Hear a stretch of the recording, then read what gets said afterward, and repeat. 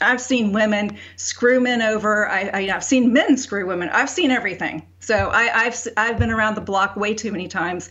I've seen abuse on both ends, and I know what happens out there. So I'm not naive. I like to keep my little safe space. I'm scared to death of being accused of something, and so I don't put myself in a room alone with female coworkers, employees.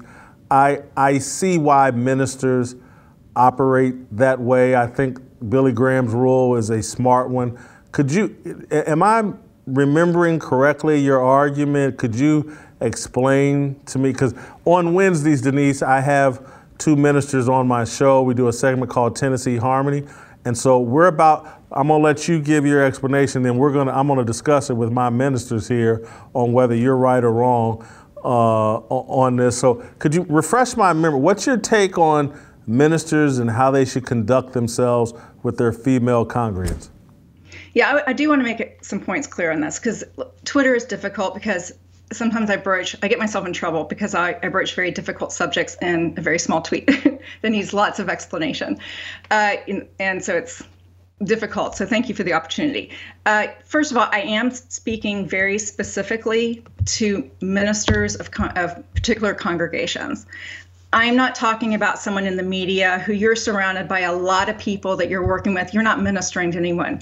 You have a business. You're also in entertainment. And I think it's probably wise that you never be alone with women in the business that you're in. I've been in your business. I know I've been in it a long time. So that is very wise of you.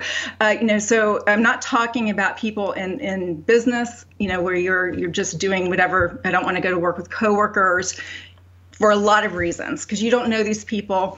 You can't trust them because of feminism and Me Too. You never know what people's agendas. And I've seen women screw men over. I've seen men screw women. I've seen everything. So I've been around the block way too many times. I've seen abuse on both ends, and I know what happens out there. So I'm not naive. I was speaking about very specifically to ministers in the church. I am also not speaking about a very odd group of men who have media ministerial empires, which are like businesses. They're not really church ministry. And when I say they're not biblical, I'm not saying they're wrong. I'm just saying that the Bible doesn't really address these conglomerate, these big business ministries. So I look at those almost as businesses. And I have friends. I have a couple of friends who run some big ministries. So they too are dealing with a very different situation than the local minister in the church. And I would also advise them, it's probably wise, not to, be very careful about and guarded about how you interact with women, because you never know, what women are going to accuse you of, or your own temptations.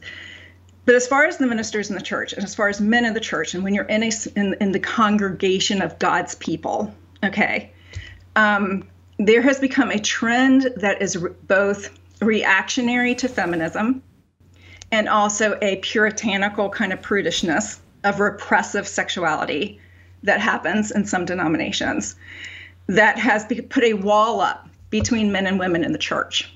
And I find that very concerning, because that's not biblical. It's not right. We're to have a loving, and I mean loving as far as platonic, relationships between men and women in the church, learning together, worshiping together, counseling together, eating together. When you look at the scripture, Jesus and the disciples were very very embraced and very open to women and their interaction and their society.